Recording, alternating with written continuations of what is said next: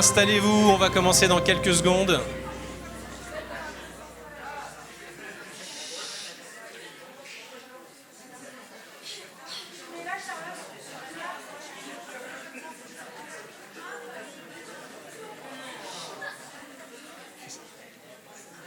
Il y a encore des gens qui arrivent ou pas?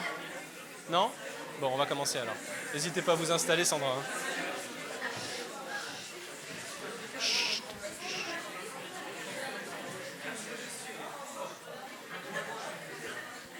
Est-ce que tout le monde est là? Est-ce qu'il y a des collégiennes, des collégiens qui se sont perdus dans le couloir de Honegger? Non. On saura ça en rentrant. Bon. Salut à toutes et à tous. Je suis super content de vous avoir toutes et tous devant moi. Je m'appelle Mathieu, je suis journaliste scientifique sur la chaîne YouTube Grand Labo et je vais avoir le plaisir de vous accompagner tout au long de cette journée, même si je ne sais pas si vous restez vous tous et toutes tout au long de la journée, mais en tout cas moi je suis là et je vais avoir le plaisir de recevoir sur scène des passeurs de science, des gens qui bien sûr font de la science, mais en plus savent très très bien la transmettre. On a un programme super chargé, je vous en dis quelques mots. Vous connaissez bien sûr Sur les épaules des géants, hein. C'est la 3e édition ici au Havre de cet événement de vulgarisation, de médiation scientifique. C'est un événement où, vous le savez, il y a plein de sites qui, notamment ici au Conservatoire Honegger, reçoivent encore une fois des chercheurs, des chercheuses pour parler à tout le monde de ce qu'on fait dans les laboratoires de recherche. C'est vraiment un événement de plus en plus suivi. Je vous montre vite le programme. Et en ce qui vous concerne, chères collégiennes, chers collégiens et chers publics de manière générale, on est sur la séquence bien sûr 9h, 10h. Quoi de neuf, docteur? Dans quelques instants, on va donner la parole à des jeunes chercheuses, des jeunes chercheurs qui ont un trac maximum. D'ailleurs, si vous pouviez juste mettre un peu d'ambiance dans cette salle. Montrez-moi quand vous mettez le feu, là, qu'est-ce que ça donne quand on applaudit à fond? Non, beaucoup plus que ça. Beaucoup plus que ça. Oui, c'est pas mal. C'est pas mal. Bon, en gros, il faut ce niveau moyen d'ambiance. Jérôme, arrête. Il faut ce niveau moyen d'ambiance, hein, entre chaque pitch, pas pendant les pitchs, bien sûr. N'hésitez pas. Voilà. Donc, le principe, ce matin, c'est d'entendre des doctorants, des doctorantes. Est-ce que vous savez ce que c'est? Alors, je suis un animateur pénible. Je vais souvent voir le public. Il faut le savoir. Est-ce que vous savez ce que c'est qu'un doctorant, une doctorante? Ça vous parle, monsieur? C'est quoi un doctorant? Futur docteur. Un futur docteur. Mais c'est un médecin? C'est quoi un docteur? C'est quoi un docteur? Comment tu t'appelles? Je m'appelle Jawad. Salut Jawad. Jawad, tu es venu avec toute ta classe. C'est quel collège qui est représenté là? C'est le collège du Romain Rolland représenté par le suzerain. Par le suzerain? Et c'est toi le suzerain? Et il est où ton vassal? Ils sont tous là-bas. Ils sont tous là, applaudissez-vous, vous êtes top. Je compte sur vous, hein. Vous posez des questions après. Bon alors, Jawad, est-ce que tu peux me dire ce que c'est qu'un docteur? C'est quelqu'un qui travaille et il a des études longues au cours des années.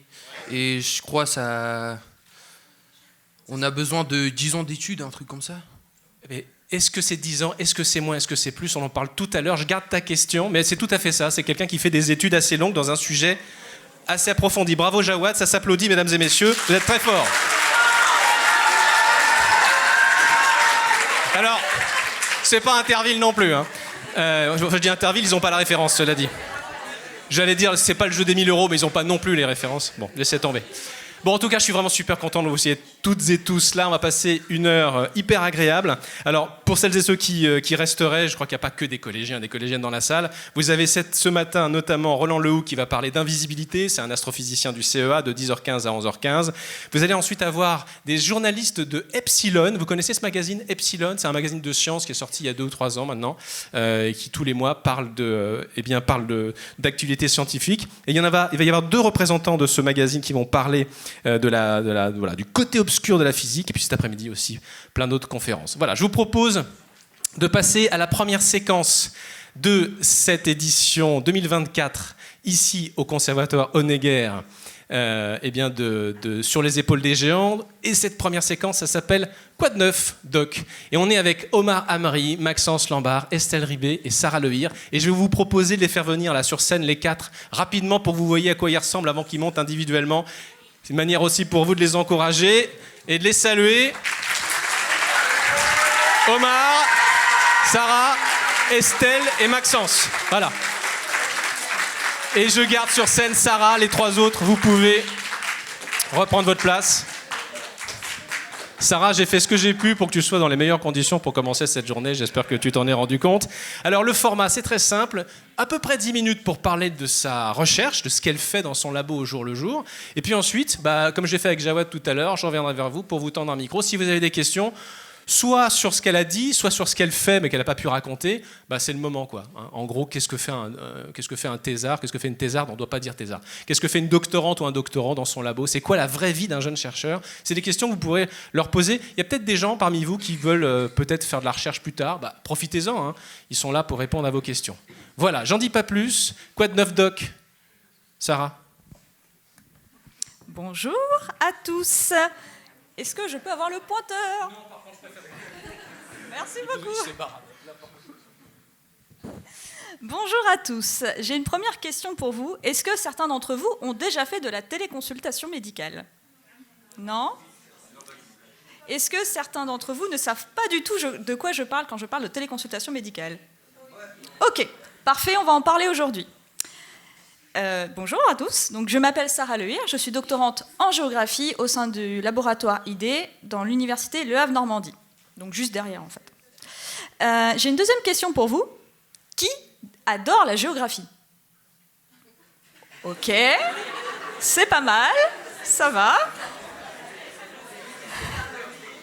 Qui déteste la géographie? Ok, bon, c'est un peu moins cool, mais c'est pas grave. Eh bien, on va voir ensemble quel est le lien entre téléconsultation et la géographie, parce que mon sujet de thèse, comme vous pouvez le voir ici, c'est la téléconsultation médicale en Normandie, quel retour d'usage. Et donc, pour mieux comprendre ce sujet, je vais le découper en plusieurs parties. Et tout d'abord, la première partie, c'est qu'est-ce que la téléconsultation médicale? Je pense que vous avez un premier indice avec le terme médical. La téléconsultation médicale, ça désigne une consultation faite à distance entre un patient et un médecin, qui donc sont à distance, donc pas au même endroit, et qui vont communiquer via un ordinateur, via un smartphone ou une tablette, sur des plateformes dédiées, et donc du coup, ils vont être vraiment à distance. Et ils ont besoin aussi d'un réseau Internet de qualité, évidemment. Et donc, cette téléconsultation médicale, elle peut se faire à différents endroits. Dans le cadre de ma thèse, j'étudie 3 types de téléconsultation. La première forme que vous voyez ici, derrière moi du coup, ce sont des bornes et des cabines de téléconsultation. Ces bornes et cabines, elles sont connectées à Internet. Il y a des objets connectés de type thermomètre qui va permettre aux médecins de pouvoir avoir des premiers éléments de diagnostic. Par exemple, la température du patient. Et donc, le médecin, lui, se situe, exerce partout en France, que ce soit à Marseille, à Paris, à Brest, à Strasbourg, n'importe où. Et donc, le patient, lui, il va aller dans une pharmacie proche de chez lui et il va aller téléconsulter dans ces bornes et cabines. Et ce sont des dispositifs qui vont être créés par des entreprises privées. La seconde forme de téléconsultation s'appelle la téléconsultation assistée et augmentée. Dans ce cas, ce sont des médecins qui se sont regroupés ensemble dans un territoire particulier, un regroupement de communes. Et donc, le patient va aller dans un endroit dédié, un cabinet médical ou un cabinet infirmier, et il va téléconsulter un médecin qui sera assez proche de chez lui, c'est-à-dire à quelques kilomètres. Et donc, dans le cas que vous avez là, par exemple, vous avez la commune de Caen, ici, où le médecin va téléconsulter, et là, ici, le patient va aller dans la commune d'If, qui est au sud de Caen, pour téléconsulter. Ainsi, il est à quelques kilomètres du médecin, mais il n'a pas besoin de faire un déplacement, tout comme l'infirmier qui va l'accompagner tout au long de la téléconsultation. Et ensuite, la dernière forme, celle que vous avez peut-être déjà pratiquée, ça va être celle en autonomie, où le patient va avoir ses équipements personnels technologiques, c'est-à-dire un ordinateur, une tablette ou un smartphone, et il va utiliser ces équipements pour faire une téléconsultation via des plateformes dédiées de type Doctolib, Care, Medadom, que vous connaissez peut-être. Et là, le médecin exerce encore dans toute la France, c'est-à-dire Marseille, c'est-à-dire Biarritz, c'est-à-dire Strasbourg, n'importe où. Ici, le patient comme le médecin ne savent pas où il se situe. On peut se demander, du coup, quel est le lien avec la géographie. Donc, quand on compare ces 3 formes de téléconsultation, on se rend compte qu'ils ont un lien différent avec le territoire. Par exemple, pour les 2 premières formes de téléconsultation, on se rend compte que le dispositif de téléconsultation, les bornes et cabines, tout comme la téléconsultation assistée augmentée, le lien au territoire va être plus fort parce qu'il y a un lieu dédié où le patient peut s'identifier. Un cabinet médical, une pharmacie, ce sont des lieux qui sont dédiés aux soins et qui sont appréhendés par le patient qui connaît ce lieu. Dans la 3e forme, le patient, il peut téléconsulter de n'importe où. Il peut le faire de chez lui, il peut le faire de son travail, il peut le faire dans un parc, dans un transport en commun. Il peut le faire n'importe où à partir du moment où il a du réseau Internet. Et donc, on se rend compte qu'il n'y a pas de lien du tout avec le territoire. Dans le cadre des médecins, c'est pareil. Seule la 2e forme de téléconsultation touche le territoire puisque ce sont des médecins qui se sont associés ensemble pour proposer une offre de santé. Là où dans les 2 autres types de téléconsultation, donc la consultation avec les bornes et la téléconsultation en autonomie, le médecin n'est pas du tout proche du patient, il ne sait même pas où il se situe. Et donc, pour essayer de mieux comprendre ces 3 formes de téléconsultation, il faut trouver un terrain d'étude. Je pense que vous l'avez peut-être compris dans mon titre, mais je vous donne quelques indices sur mon terrain d'étude. À votre avis, quel est-il ? La Normandie, effectivement. Donc moi, j'étudie la téléconsultation médicale en Normandie. Et donc, pour connaître la Normandie, moi, j'ai 2 axes principaux de recherche. Le premier va porter sur la santé. Est-ce qu'il y a des médecins en Normandie ? Où sont-ils installés ? Où ne sont-ils pas installés ? Et où il y a besoin d'une offre de santé supplémentaire ? Et le second axe, c'est l'aspect numérique. Est-ce qu'il y a un accès à du réseau Internet dans toute la Normandie ? Oui, non. Ou est-ce qu'il y a des territoires mal connectés en Normandie et qui sont donc peu propices aux usages numériques et donc à la téléconsultation ? Parce qu'effectivement, sans réseau Internet, on ne peut pas vraiment téléconsulter. Et je peux d'ores et déjà vous donner un premier élément de diagnostic. 85% des communes normandes ont une insuffisance d'accès aux soins. C'est-à-dire que lorsque vous allez tomber malade et que vous allez vouloir prendre un rendez-vous chez le médecin, vous aurez des difficultés à avoir un rendez-vous rapidement. Ce sont des difficultés qui sont connues en Normandie, mais pas seulement, c'est de plus en plus en France, ça s'appelle les déserts médicaux. Et il y a beaucoup de solutions qui ont essayé d'être mises en place, dont la téléconsultation. Et c'est pour essayer de comprendre cette hypothèse que la téléconsultation peut être une solution au manque de médecins que je travaille dessus, et notamment en géographie. Et pour essayer de mieux comprendre si la téléconsultation peut aider les territoires comme la Normandie qui ont peu d'accès aux soins, eh bien je vais étudier les retours d'usage. Et pour comprendre les retours d'usage, il faut comprendre ce qu'est un usage. Un usage, c'est se servir de quelque chose. Dans le cadre de ma thèse, j'ai 2 usagers, le patient et le médecin. Et donc, je vais interroger le patient et le médecin pour savoir où il téléconsulte, pourquoi, est-ce que c'est un manque qu'il a identifié sur le territoire dans lequel il vit, dans lequel il travaille, et donc essayer de comprendre également s'il le fait fréquemment, s'il le fait de façon plus ponctuelle ou pas. Au final, la téléconsultation va me permettre de comprendre s'il y a des territoires que j'ai identifiés ici qui sont mes terrains de travail. Donc il y a Bayeux, il y a Saint-Georges-de-Ruellé, il y a des territoires de l'Orne avec Argentan par exemple. Et ici, nous avons aussi le territoire de Livaro. Donc ce sont mes terrains d'études. Et au final, le but de ma recherche va être de comprendre s'il y a des territoires qui sont plus favorables à l'implantation de la téléconsultation ou s'il y a des territoires qui le sont moins, notamment dû au fait qu'il y ait par exemple un manque d'accès à Internet ou qu'il y ait suffisamment de médecins pour qu'il n'y ait pas besoin d'avoir recours à la téléconsultation. Pour conclure, la téléconsultation est éminemment un sujet géographique. La géographie, c'est une science qui étudie le lien entre le territoire et les hommes. Et dans le cadre de la géographie, ça permet de mieux comprendre les questions de société, comme l'accès aux soins, qui est un sujet qui doit toucher tout le monde et partout. Je vous remercie pour votre attention. Sarah Lehir, mesdames et messieurs. Sarah, n'hésite pas à te mettre dans la lumière. Et vous êtes top.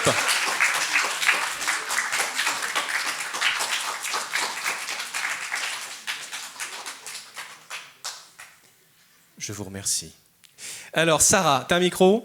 Oui. On va prendre quelques petites questions si vous en avez. Alors, petite question que je peux comme ça vous poser, parce que je l'ai appris en t'écoutant, c'est hyper intéressant.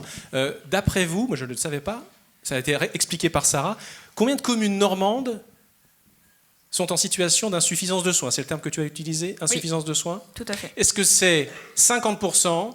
Est-ce que c'est 75% ? Est-ce que c'est 85% ? Qui pense que c'est 50% ? Monsieur, qui pense que c'est 75% ? Qui pense que c'est 85% ? Ils t'ont bien écouté. Vous pouvez vous applaudir, bravo. 85%. Est-ce que vous avez des questions à lui poser ? Alors, le but du jeu, à chaque fois, c'est vous dites votre prénom, et puis la question, il y a une question qui arrive. Bonjour. Je m'appelle Ashley. Et Alors, attendez une petite seconde, parce que là, on ne va pas vous entendre. Ashley. ce serait pour savoir si, du coup, il y en a chez nous des téléconsultations. Au Havre ? Oui. Alors, dans ce que j'ai recensé, il y en a plus d'une vingtaine de bornes et cabines de téléconsultation. Après, je n'ai pas encore de chiffres sur le nombre de médecins éventuellement qui en font, eux, dans leur cabinet en autonomie. Et je ne sais pas s'il y a un territoire particulier au Havre qui regroupe les médecins pour faire la téléconsultation, mais en tout cas, en termes de bornes et cabines dans les pharmacies, il y en a au moins une vingtaine. Donc toi, tu fais une thèse aujourd'hui, mais tu as été ingénieur d'études, Sarah. Exact. Et tu as aussi fait un service civique avant de te lancer dans la thèse. Donc Ouais. tu t'es pas lancé dans la thèse spontanément. C'est quoi ton parcours ? Qu'est-ce qui a fait que tu es passé par ces deux phases d'avant, là ? Parce que ton service civique, ouais. on peut peut-être rappeler ce que c'est ? Un service civique, c'est en gros, vous allez travailler sur un projet d'intérêt général, merci. Moi, pour parler de mon parcours, donc moi j'ai commencé par une licence de géographie-aménagement à Brest. Ensuite, j'ai fait un service civique parce que je ne savais pas vraiment vers quoi m'orienter après ma licence en géographie, puisque la géographie c'est beaucoup plus vaste que ce qu'on vous apprend à l'école. Et donc, j'ai fait un service civique donc dans une collectivité qui s'appelle Quimperlé Communauté, où j'ai travaillé dans les déchets. Et donc, j'étais chargée de faire de l'animation dans les écoles pour parler des déchets et de comment mieux les trier. Et à la suite de ce service civique, qui m'a beaucoup appris d'un point de vue professionnel, j'ai décidé de me lancer dans un master d'urbanisme et d'aménagement. Et c'est là où j'ai découvert la magnifique ville du Havre. Et j'ai fait un master urbanité ici au Havre, qui m'a permis du coup d'apprendre beaucoup plus d'un point de vue professionnel sur l'aménagement et l'urbanisme, qui est une branche différente de la géographie, mais qui se complète. Et voilà où tu en es aujourd'hui. Oui, parce que du coup, j'ai rencontré mon directeur, celui qui est aujourd'hui mon directeur de thèse, qui m'a proposé de candidater à un poste d'ingénieur d'études sur un projet qui était lié à la télémédecine, qui est du coup lié à la téléconsultation, et mon sujet de thèse en a découlé. Donc voilà. Merci pour ce fil rouge, c'est toujours bien de savoir d'où on vient. Mademoiselle. Bonjour. Bonjour. Je m'appelle Laïdia. Et la question que je vais vous poser, c'est à quel âge vous est venue cette idée de faire ce que vous faites aujourd'hui ? Ah oui, c'est venu quand exactement ? Quand est-ce qu'il y a eu ce... Parce que là, tu nous as expliqué ton parcours, mais à quel moment tu t'es dit « Non, mais là, il faut que je la fasse, cette thèse ». En fait, c'est arrivé assez tard. Parce que ce qu'il faut comprendre, c'est qu'un sujet de thèse, c'est très précis. Et donc, il faut avoir un certain niveau de maturité sur un sujet pour se dire « Ok, je vais vraiment passer toutes mes journées à travailler dessus ».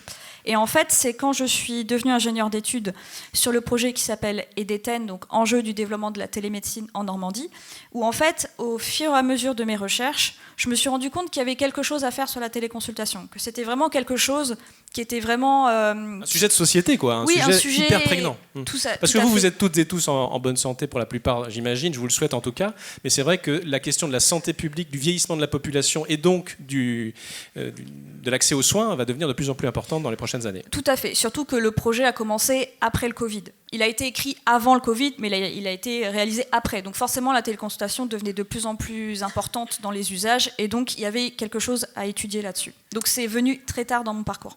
Merci beaucoup, Sarah. Merci infiniment d'avoir partagé un peu de ton travail de recherche. Je te laisse prendre ta place et donner ton micro à Maxence Lambard. Donc Sarah Levire, je le rappelle, est depuis 2022 doctorante en géographie à l'université du Havre-Normandie. Et là, on va donner la parole à Maxence. Ça va, Maxence ? Est-ce que ça va, Maxence? Ça va très bien, Doctorant 2e année en informatique. c'est ça. Tu m'arrêtes si je dis des bêtises, ça m'arrive assez souvent.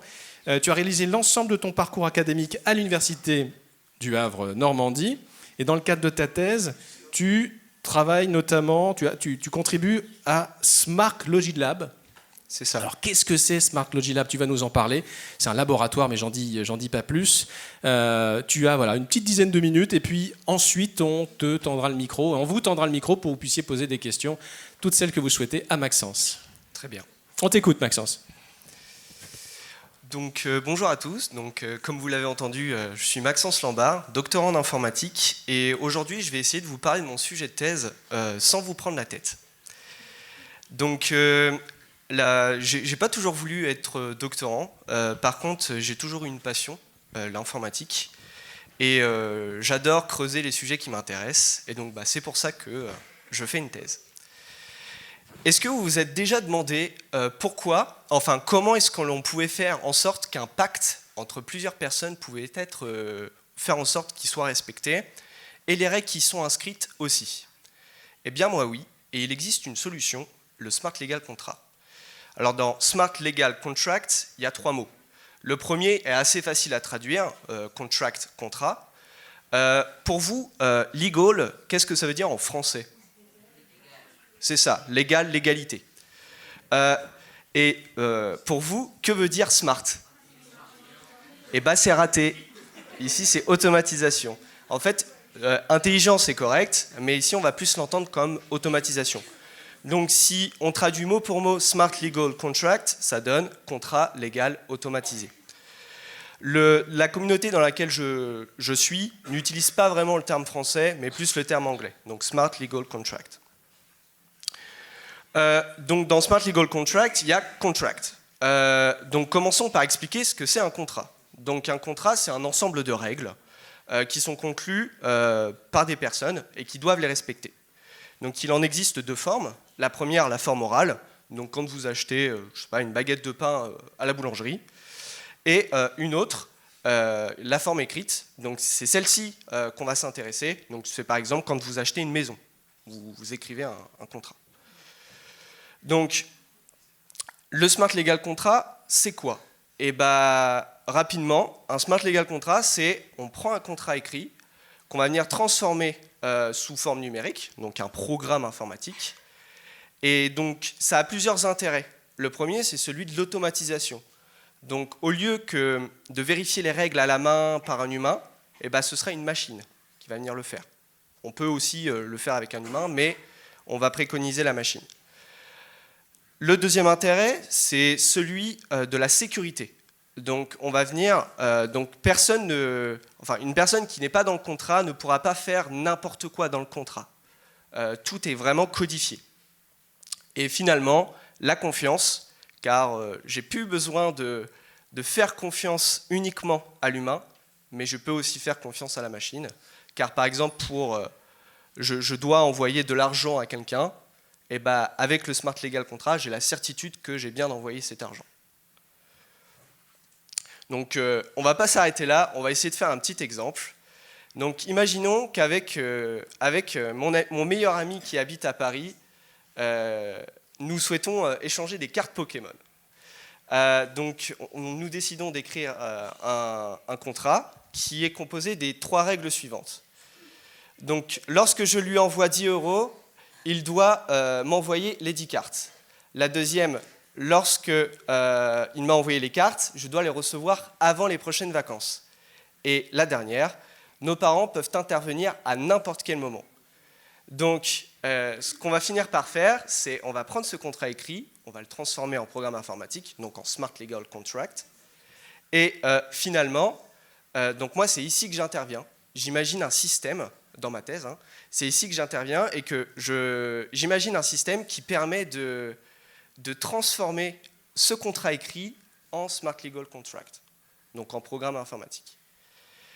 Et donc, dans le cas où tout va bien, donc je lui envoie les 10 €, il m'envoie les cartes, je les reçois avant les prochaines vacances et tout est bien qui finit bien. Mais imaginons que ça se passe mal. Donc, je lui envoie bien les 10 €, mais il ne m'envoie jamais les cartes. Eh bien, je peux faire appel à mes parents qui vont en parler avec les siens, et je vais donc pouvoir récupérer mes 10 euros. Donc, pour pouvoir fonctionner, le Smart Legal Contract utilise un support. C'est un peu comme le papier pour le stylo. On va venir stocker ce programme informatique, donc le Smart Legal Contract, sur plusieurs ordinateurs à la fois. Donc, ils ont tous la même copie du programme informatique.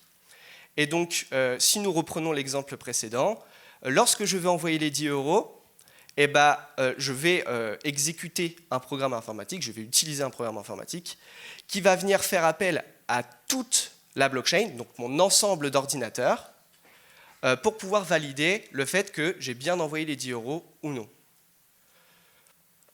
Donc finalement, ce qu'il faut retenir du Smart Legal Contract, c'est que ça rend le contrat plus fiable et sécurisé grâce à la blockchain. Il permet d'automatiser les règles du contrat et finalement, il permet d'augmenter la confiance entre les acteurs du contrat. Merci à tous et je suis sûr qu'un jour, vous allez utiliser un Smart Legal Contract. Salut Maxence. Bon alors Maxence, il faut qu'on parle d'un sujet quand même. Ça va? Non mais vous disputez pas pour cette histoire de Smart Legal Contract, ça vaut pas le coup les amis.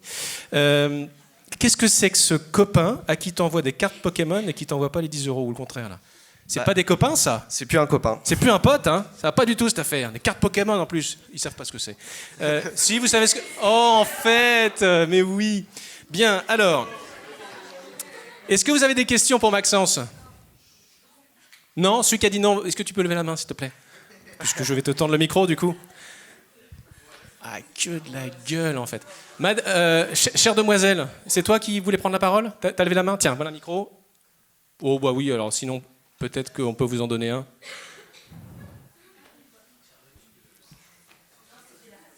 C'était juste devant. Ah, attendez, je vais le faire, sinon. On va y arriver. Bonjour, je m'appelle Maria. Et pourquoi avez-vous choisi ce sujet et pas un autre? Alors moi, j'ai travaillé en tant qu'ingénieur d'études sur ce même sujet. Et donc la thèse, c'était un peu comme le prolongement de ce sujet-là.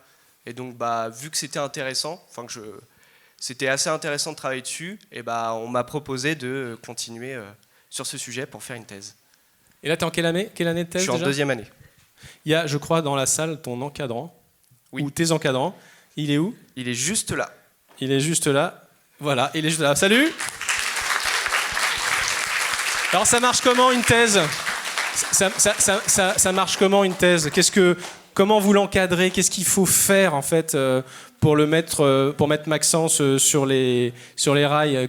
Vous discutez souvent tous les deux? Il est assez autonome et du coup, c'est une fois tous les 6 mois qu'on fait un point. Comment ça marche? Parce qu'il faut c'est un chercheur en herbe. Enfin, c'est même plus qu'en herbe. C'est un chercheur qui commence sa carrière. Donc, il faut une forme, j'imagine, d'indépendance. Mais en même temps, il commence, donc il faut l'encadrer. Comment on fait pour gérer? Alors avant de vous répondre, je voudrais simplement vous préciser que ça dépend un peu des disciplines dans lesquelles on travaille. Vous, votre discipline, c'est quoi? La discipline ici, c'est l'informatique. Informatique. Comme vous l'avez rappelé au début, Maxence travaille aussi dans le cadre d'un laboratoire commun entre l'université et une entreprise qui s'appelle Soged, qui est une grande entreprise qui développe des systèmes d'information portuaires. Donc en fait, le travail de Maxence, il est un peu cadré dans le cadre d'un ensemble de projets qui se font avec des partenaires, notamment. Lui, il participe à un truc en particulier dans tout ce qu'il fait. Tout ce que vous faites ensemble. Voilà, on se voit régulièrement. Enfin, il voit aussi régulièrement les partenaires chez Soged pour développer des cas d'application. Parce que du coup, ce qu'il fait, ça peut aider un jour l'entreprise à développer peut-être un produit ou à améliorer un produit pour la société en question, pour l'entreprise en question. Quoi. Voilà, pour l'entreprise qui s'intéresse au transport. C'est de la recherche appliquée, d'une certaine façon, ou qui va être appliquée. Voilà, c'est ça. Okay. Merci beaucoup. Est-ce que dans la salle, il y a des gens qui ont envie ou imaginent peut-être faire une thèse, même s'ils ne savent pas encore exactement quoi? Est-ce que ça vous parle ou pas? Non, pas plus que ça. Il y avait notre... Oui. Quelqu'un voulait prendre la parole? J'ai pas entendu. Ah, allez, vas-y. Ouais, je t'écoute, pardon. Est-ce que ça vous est déjà arrivé d'interdire une... Comment ça s'appelle déjà? Smart Legal Contract? Oui. Parce que c'était complètement n'importe quoi? J'ai pas compris, tu peux répéter ta question? Est-ce J'ai pas que compris. ça vous est déjà arrivé d'interdire ou même de dire non pour un smart legal contrat parce que c'était complètement n'importe quoi? Qu'est-ce que tu entends par interdire? Les règles du contrat? C'est-à-dire que la règle n'est pas... Ah, d'accord. Donc, dans le sens où, par exemple, j'envoie les 10 € et on interdit le fait que j'envoie les 10 €. Non, mais est-ce que vous avez dit que vous preniez place Oui. quand le contrat était fait? Oui. Est-ce que ça vous est déjà arrivé de lire un contrat et de dire non, c'est n'importe quoi, et de dire que non? Alors, moi, je me dis pas ça, parce qu'il y a certaines règles du contrat qui peuvent pas être transformées en programme informatique, parce que tout simplement, elles sont trop compliquées. Par contre, il y en a certaines qu'on va pouvoir. Donc, si tu entends par interdire ne pas les transformer en programme informatique, bah, parfois, oui, on peut pas. C'est pas possible. Merci pour la question. On va passer, à moins qu'il y ait une autre main qui se lève, mais sinon, je vous propose d'entendre la troisième personne pour parler. Non, je crois qu'il n'y a plus de questions. Merci beaucoup, Maxence. Merci. Merci, c'est super. Tu vas garder ton... donne le micro, oui. À Estelle. Et on accueille donc sur scène Estelle Ribé, récemment diplômée d'un master dans les domaines des arômes, c'est ça? Oui. En gros, on change complètement d'univers, là. On parle des arômes. Parfums et cosmétiques. Voilà. Donc diplômée d'un master dans le domaine des arômes, des parfums et des cosmétiques à l'université Côte d'Azur, donc toi tu viens du Sud plutôt, Estelle réalise un doctorat en formulation cosmétique à l'université du Havre Normandie. Et donc ses travaux de thèse portent sur l'impact environnemental des particules dans les émulsions cosmétiques. Et je te laisse expliquer ça beaucoup mieux que moi. Bonjour à tous, je vous remercie d'être là. Pour commencer, j'ai une petite question pour vous. Est-ce que vous aimez la chimie? C'est mitigé comme réponse, hein. Il y a un peu des deux, quoi. Moi, j'étais comme vous en majorité, j'imagine. J'aimais pas tellement ça quand j'étais au collège, au contraire même, j'aimais pas du tout. Et puis avec le temps, en continuant mes études, j'ai découvert que j'aimais beaucoup ça finalement. Comme quoi, tout peut changer. Et à tel point qu'aujourd'hui, donc, je travaille dans le domaine de la chimie et que je fais une thèse dans ce domaine-là. Ça, c'est le titre de mon sujet de thèse. Il paraît très compliqué, mais en fait, derrière ça, c'est une simple question qui se demande, est-ce que le fait d'utiliser des ingrédients qui sont naturels dans un produit cosmétique, ça garantit forcément le fait que ce ne soit pas toxique pour l'environnement marin? Mais je vais expliquer un peu plus en détail tout ça. Pardon. La chimie, c'est un domaine qui regroupe un grand nombre d'activités que vous rencontrez dans votre vie au quotidien. La chimie, elle permet de créer les pneus de voiture, la peinture, les médicaments que vous utilisez quand vous êtes malade, ou bien encore les produits cosmétiques que vous utilisez tous, certainement plusieurs fois par jour, quand vous vous lavez ou encore quand vous vous parfumez. C'est dans ce dernier domaine que moi, je travaille actuellement. Comme je viens de le dire, les produits cosmétiques, c'est quelque chose que vous utilisez très fréquemment. Donc, qu'est-ce que c'est un produit cosmétique? C'est quelque chose que vous allez utiliser pour vous laver, pour vous parfumer ou encore pour améliorer votre apparence. Ça contient un grand nombre d'ingrédients et particulièrement de l'eau et de l'huile. Sauf que quand on essaye de mélanger de l'eau et de l'huile, en fait, ça ne se mélange pas. Ça se sépare directement. Et vous avez plutôt l'habitude de voir des produits cosmétiques sous cette forme, donc avec une texture généralement blanche. Et du coup, comment on fait pour passer de quelque chose qui ne se mélange pas à une crème cosmétique? En fait, ce qu'on va faire, c'est qu'on va rajouter un troisième ingrédient qui est artificiel, donc un tensioactif, qui est le liquide vert que j'ai ajouté dans la photo. Donc on va mélanger notre eau, notre huile, les tensioactifs. On va venir mélanger très fort, avec ici une cuillère, mais avec d'autres techniques en laboratoire. Et on va obtenir, au final, un liquide qui est beaucoup plus opaque, et c'est ce qu'on appelle une émulsion. C'est sous cette forme que vous allez retrouver la plupart des produits cosmétiques que vous utilisez. On va maintenant parler de la problématique qui est liée à cette utilisation des produits cosmétiques. Donc, est-ce qu'il y en a d'entre vous qui sont allés à la plage cet été? Est-ce que vous avez utilisé de la crème solaire? Là aussi, c'est mitigé. Alors, c'est difficile de se faire un avis sur... Pour ceux qui ont utilisé de la crème solaire, donc les crèmes solaires, ce sont aussi des produits cosmétiques qui contiennent des tensioactifs. Quand vous êtes allé vous baigner, ces crèmes solaires, elles se sont dispersées, elles se sont retrouvées dans l'eau, donc dans la mer ou dans l'océan. Et le petit problème, c'est que la plupart des tensioactifs qui sont utilisés, ils sont dangereux pour la santé humaine, donc ils vont pouvoir causer des irritations de la peau, par exemple. Et ils sont également dangereux pour l'environnement. Donc, en fait, ce qui va se passer, c'est que quand les tensioactifs vont se retrouver dans la mer ou dans les océans, ils ne vont pas se détruire, au contraire, ils vont s'accumuler et ils vont engendrer une modification des comportements des organismes qui vivent dans les milieux aquatiques, donc les crustacés, les poissons, les algues, etc. Du coup, la question, c'est comment on fait pour continuer d'utiliser de la crème solaire ou commencer d'utiliser de la crème solaire sans pour autant que ce soit dangereux pour les organismes qui vivent dans les milieux aquatiques. Et bien, ce qu'on peut faire, c'est ne plus utiliser de tensioactifs et remplacer ça par des poudres naturelles. Donc, ce qu'on va faire, c'est qu'on va mélanger de l'eau, de l'huile, des poudres naturelles, et on va obtenir dans ce cas-là une émulsion de Pickering, du nom du scientifique qui a trouvé ce type d'émulsion. Quand on mélange de l'eau, de l'huile et des poudres naturelles, on obtient une émulsion de Pickering. Cependant, quand les poudres vont rester longtemps en contact avec l'eau et l'huile, elles ne seront plus tout à fait pareilles, elles vont être modifiées. Et du coup, les poudres qu'on aura dans l'émulsion cosmétique à la fin, elles seront plus tout à fait les mêmes qu'au début. Je reprends l'exemple de tout à l'heure. Donc, vous allez à la plage avec votre famille, avec vos amis. Vous mettez de la crème solaire, cette fois-ci sous forme d'émulsion de Pickering, vous allez vous baigner, et comme tout à l'heure, la crème solaire va se retrouver dans l'eau, donc dans la mer ou dans les océans.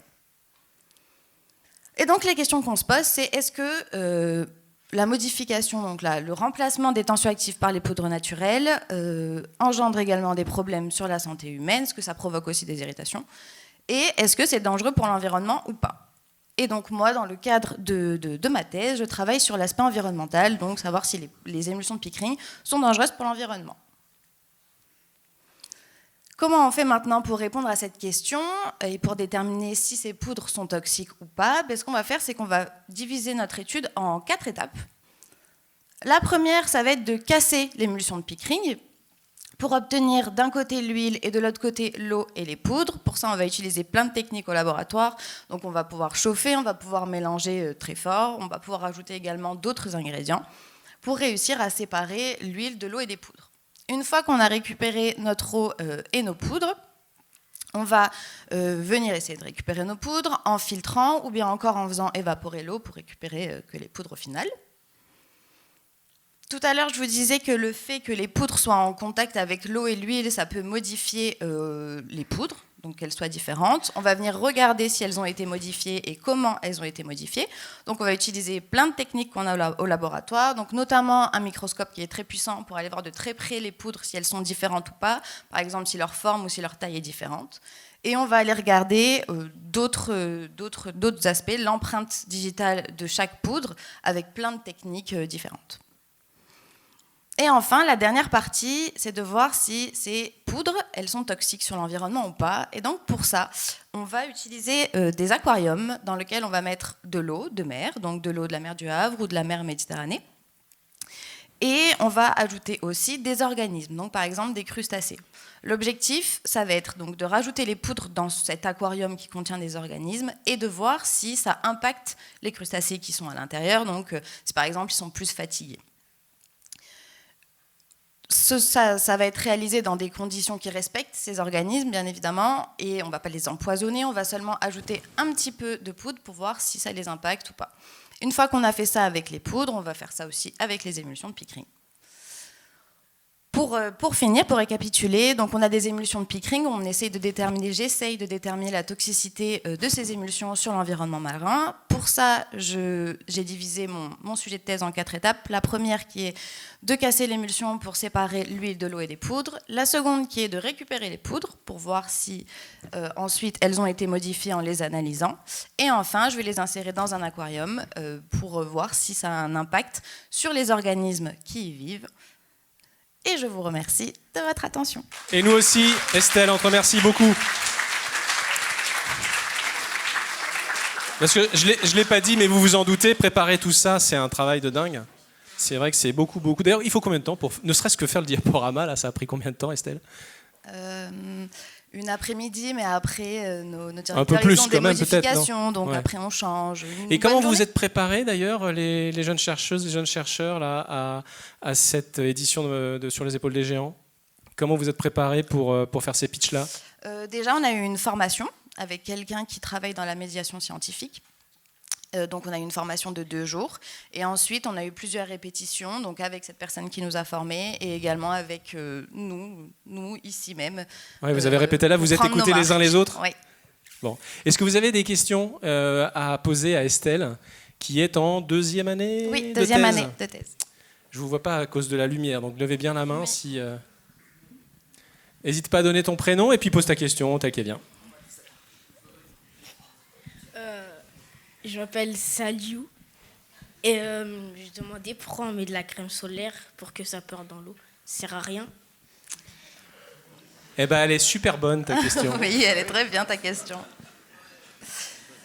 Si ça pollue, si ça prend le risque de polluer, pourquoi est-ce qu'on met de la crème solaire ? On met de la crème solaire parce que ça nous protège du soleil. Quand tu vas t'exposer très très longtemps au soleil, ou même parfois peu de temps, tu peux attraper des coups de soleil. Et ça, c'est très mauvais pour la peau.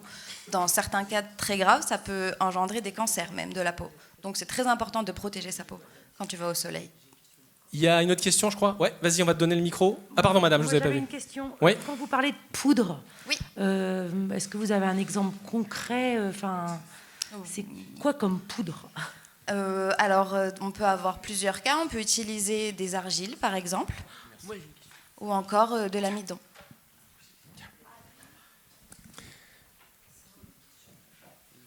Vas-y. Je m'appelle Badis et je me demandais, est-ce que la crème solaire, ça marche sur les noirs ? Il n'y a pas de questions bêtes, la plupart du temps.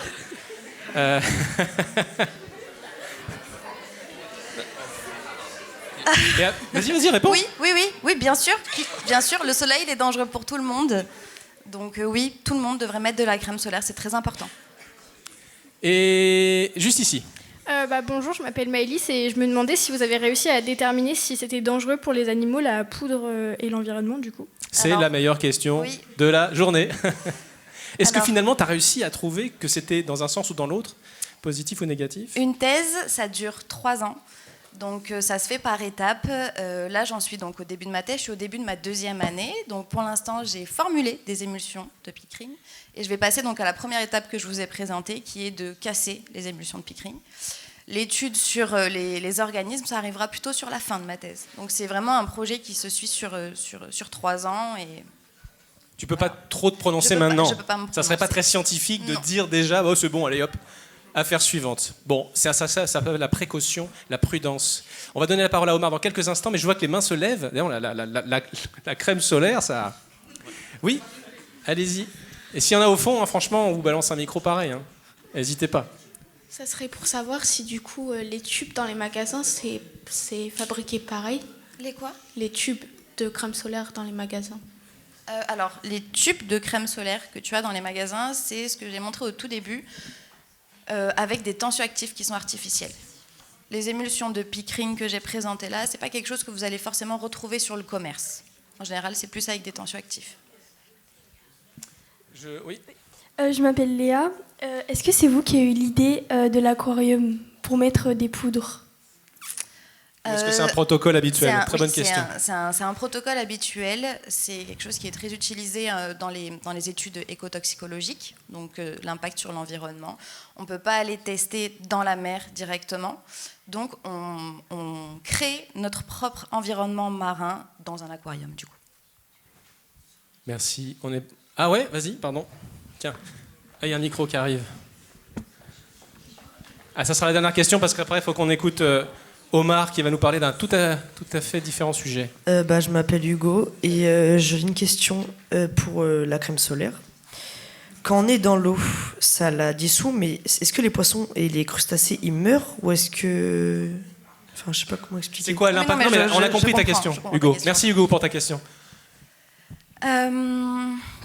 Alors, il faut savoir que déjà l'environnement marin c'est très très très très grand, donc un petit peu de crème solaire dans un environnement marin, ça va se dissoudre, comme tu dis, dans un grand espace. Quand on va en mettre beaucoup, par contre, oui, ça peut engendrer des modifications de comportement. Aller jusqu'à la mort, je ne pourrais pas te dire. Mais ça peut engendrer beaucoup de stress chez les organismes qui vivent Donc plus réussir à assurer certaines de leurs fonctions, par exemple. Donc jusqu'à mourir, je ne pourrais pas te dire, je ne vais pas te dire de bêtises, mais ça peut engendrer une modification du comportement et donc être mauvais pour eux. Oui. C'est une très très bonne question. Vous remarquerez que quand une chercheuse commence à vous dire « je ne peux pas te dire », c'est qu'on peut commencer à lui faire confiance. En règle générale, les gens qui savent vraiment savent ce qu'ils savent et savent là où ils ne commencent plus à savoir. Alors que les experts, on en voit beaucoup à la télévision qui savent tout sur tout. Là, vous pouvez allumer les warnings, c'est qu'il y a peut-être un sujet sur leur véritable compétence. C'était Estelle Ribet et on l'applaudit, mais de ouf. Merci Estelle. Et on va finir avec Omar. Salut Omar, t'as déjà ton micro, j'arrive trop tard. Omar Amri, il a obtenu... Omar, tu as obtenu ton diplôme de master en génie industriel à la Faculté des sciences et techniques de Fès. Il débute sa 3e année de doctorat au laboratoire de l'Université du Havre Normandie. Tes travaux de recherche se concentrent sur l'analyse de la vulnérabilité des systèmes face aux cybermenaces. Donc on va parler de cybersécurité, c'est ça ? Ouais, exactement. Exactement, c'est le sujet. Allez, c'est parti. Bonjour à tous. J'aimerais bien de vous remercier d'être présent aujourd'hui et c'est avec un grand plaisir que je vous présente mon sujet de thèse. Moi, malheureusement, j'ai pas une présentation à vous présenter, mais j'ai une histoire à vous raconter. Est-ce que vous êtes prêts ? Allez-y. Imaginez que vous venez de déménager à un nouveau quartier. Vous avez acheté une belle maison et vous avez décidé de déménager à ce quartier. Mais malheureusement, vous avez découvert que ce quartier est le moins sécurisé. Donc, il y a un risque d'être cambriolé. Donc, qu'est-ce que vous avez fait ? Vous avez renforcé vos mesures de sécurité. Vous avez renforcé la porte, renforcé les fenêtres et peut-être installé un système d'alarme. Après, vous pensez toujours qu'il y a le risque d'être cambriolé. Donc, qu'est-ce que vous avez décidé de faire ? D'appeler un expert. Vous m'appelez. Mais c'est un service payant, bien sûr. Je ne veux pas mesurer la sécurité de votre maison gratuitement. Donc, pour faire ça, c'est sur 3 étapes principales. La première chose que je vais faire, c'est je vais analyser l'impact du cambriolage sur votre maison. Ça veut dire quoi l'impact du cambriolage sur votre maison ? Est-ce que vous avez des bijoux qui sont très chers ? Est-ce que vous avez des meubles très chers ? Est-ce que vous êtes un homme ou une femme politicien ? Donc, si vous avez des documents qui sont sensibles, si c'est le cas, peut-être un cambriolage va affecter votre vie d'une manière catastrophique. La deuxième chose que je vais faire, c'est que je vais analyser la performance de votre système d'alarme. Est-ce que votre système d'alarme est-il efficace ou non ?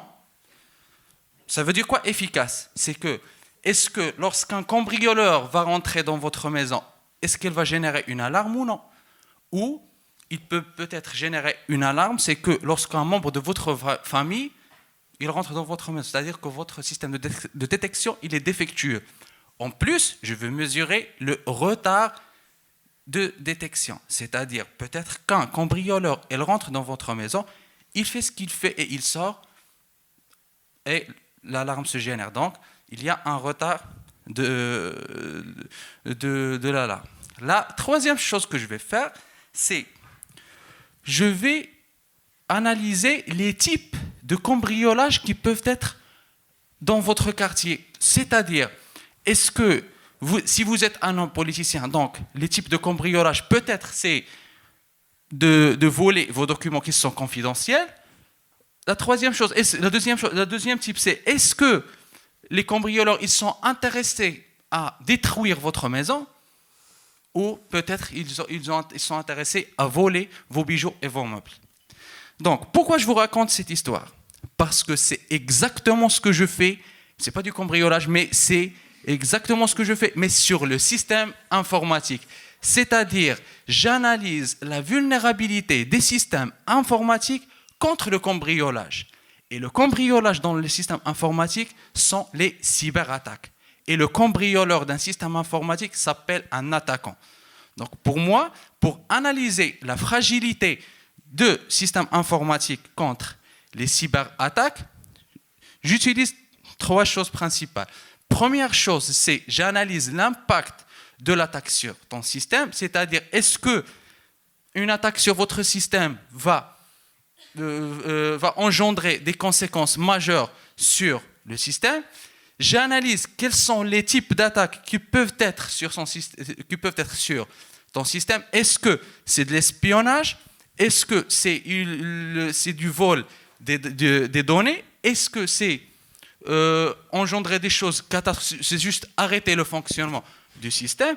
Et la troisième chose que je fais, c'est que j'analyse la performance des systèmes de détection de l'attaque. C'est-à-dire, de la même chose, ils ne détectent pas l'attaque ou ils détectent l'attaque lorsqu'il n'y a pas l'attaque ou il y a un retard de détection.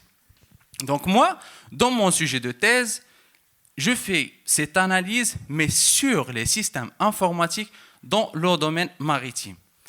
Pourquoi particulièrement le domaine maritime?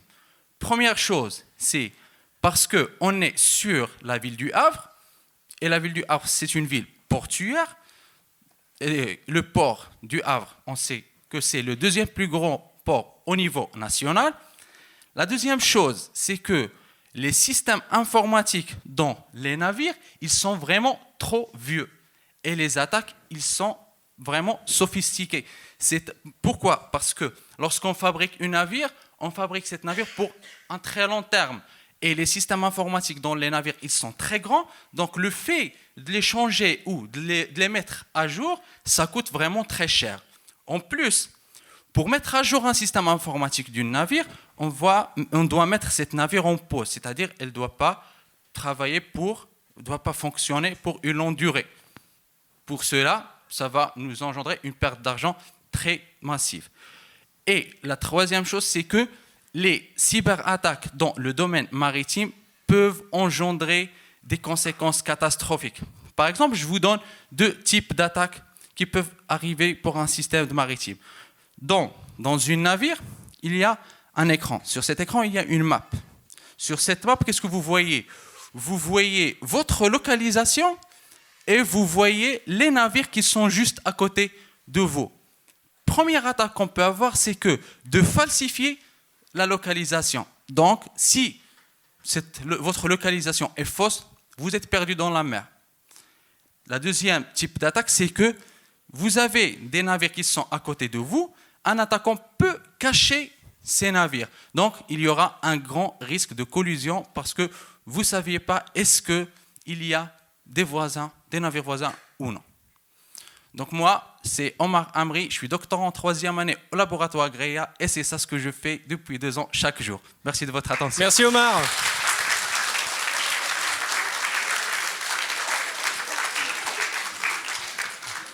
J'embarque tous les micros, moi je suis désolé. Il nous reste quelques minutes. Avez-vous des questions à Omar? J'en vois 2 ici. Comment vous avez choisi ce sujet-là? Parce qu'il est attirant. Et c'est intéressant comme sujet. Vous savez que les cyberattaques, c'est un sujet d'actualité. On entend toujours sur les médias qu'il y a des cyberattaques. Donc vraiment, ce sujet, elle m'a attiré depuis son titre. Effectivement, les cyberattaques dans le milieu maritime notamment, ça peut avoir des conséquences dramatiques sur la façon dont les bateaux se déplacent, sur les accidents éventuels, des choses comme ça. Exactement. Et autre chose, c'est que le domaine maritime, c'est plus que 80% de l'économie mondiale, elle est assurée par le domaine maritime. Donc c'est une cyberattaque. Attaque une navire, donc c'est vraiment catastrophique au niveau économique, peut-être sur d'autres niveaux. À quel âge vous êtes venu de faire ça? Alors, d'où vient la question, pardon? Je m'appelle Gabriel, et à quel âge vous êtes venu de faire ça? L'idée de faire ça, de faire une thèse, tu veux dire? Oui. Merci Gabriel. Moi, vraiment, depuis mon enfance, et je rêve d'être un professeur. Mais lorsque j'ai commencé mon parcours académique, mon parcours universitaire, donc j'ai voulu devenir un professeur universitaire. Et j'ai vu qu'est-ce que les professeurs universitaires fassent. Ils fassent de l'enseignement et de la recherche, et c'était vraiment intéressant pour moi. Donc c'est ça qui m'a attiré de faire une thèse. Donc toi, tu as fait des études au Maroc, c'est ça? Oui, exactement. Ouais. Donc c'est ça qui t'a donné envie, c'est très tôt le fait de voir des profs enseigner, tu te dis, bah, moi aussi, tiens, j'ai envie d'enseigner. Exactement. Quand j'étais un peu petit au lycée, au collège... ah oui, même dès le lycée, quoi. Oui, j'étais envie de devenir un prof du lycée et du collège. Mais lorsque j'ai commencé mon parcours universitaire, là, tu t'es dit, confirmé, professeur universitaire. Level up. Ouais. Il y a 2 questions là, merci. Et une 3e qui arrive là. Moi, j'ai pas compris. Du coup, vous vous occupez des cambriolages dans les maisons ou du cyberattaque dans les navires? Des limites de la métaphore. C'était juste une métaphore. Cambriolage d'une maison, cambriolage d'un système informatique, c'est une attaque sur le système informatique. Je suis pas un expert dans le cambriolage, je suis un expert au cyberattaque. C'était une manière d'expliquer, mais oui, exactement. C'est juste une métaphore. Tu avais une dernière question, je crois, ou c'est... Oui. J'ai oublié ma question. Eh ben, c'est pas grave. On t'applaudit quand même. Hein. On t'applaudit. C'était une très bonne absence de questions. Et tu as le droit de t'en souvenir. On va donner en attendant la parole à... Tu m'as donné ton prénom tout à l'heure, mais j'ai déjà oublié. Timour. Pourquoi vous avez voulu spécialement faire dans les bateaux? Eh oui. C'est parce que les bateaux, ils sont plus sensibles qu'un autre véhicule. Bah, tu peux pas avoir une attaque sur une voiture. Les avions, ils sont très sécurisés. Les avions, ils sont très sécurisés, donc il y a rarement une attaque ou un accident au niveau aérien. Donc les bateaux, c'est l'ampleur et les conséquences d'une attaque. Ouais, les conséquences sur l'attaque sur le domaine maritime, c'est plus catastrophique. Et on est sur le Havre. On n'a pas un aéroport, mais on a un beau port. Je me tourne 10 secondes vers les encadrants et les enseignants qui nous ont accompagnés. Merci encore ce matin. On peut dépasser de 5 minutes ou c'est charrette? Ouais. Alors, il y avait mademoiselle, et puis alors, juste avant, du coup, il y avait monsieur, cher monsieur qui avait le micro. Hugo. C'est Hugo ton prénom? Non. Pas du tout. C'est Saliou. Ben oui, tu me l'as dit tout à l'heure. J'ai vraiment une mémoire pourrie. Vas-y. Est-ce que dans les bateaux de croisière, c'est les nouveaux GPS ou pas? C'est plus sécurisé? Oui. En gros, il est en train de te demander s'il peut tranquillement aller prendre son bateau de croisière à l'été prochain ou s'il faut qu'il... Bah, je sais pas exactement est-ce que les croisières sont plus développées, mais ce que je sais, c'est que tous les navires et tous les bateaux, ils sont vulnérables aux cyberattaques plus que les autres véhicules. Parce qu'ils dépendent, encore une fois, de cartes qui les situent dans un océan, dans une mer, notamment. Oui, mais aussi... Parce qu'ils dépendent d'outils informatiques pour naviguer. Exactement, et aussi les outils informatiques dans les bateaux, ils sont plus fragiles, plus vieux que les autres, parce qu'ils ne sont pas mis à jour fréquemment. Donc la mise à jour des systèmes informatiques des bateaux peut être une fois par 20 ans. Donc c'est pour ça que... Tous les 20 ans? Ah ouais, en moyenne? Ouais, parce que vraiment, ça coûte très très cher. Donc c'est vraiment difficile de les faire mises à jour. C'est pour ça qu'ils sont plus vulnérables. Allez, la dernière question qui est revenue. Votre thèse, vous la travaillez qu'en France ou vous la faites dans plusieurs pays, genre l'Espagne, l'Angleterre? Je travaille 100% en France, mais j'ai déjà fait un stage de 4 mois à Cagliari en Italie. Ouais. Pas mal. En Sardaigne. Et c'était en printemps. En plus, faites une thèse. On les applaudit tous les 4. Merci. Omar, Maxence, Estelle et Sarah.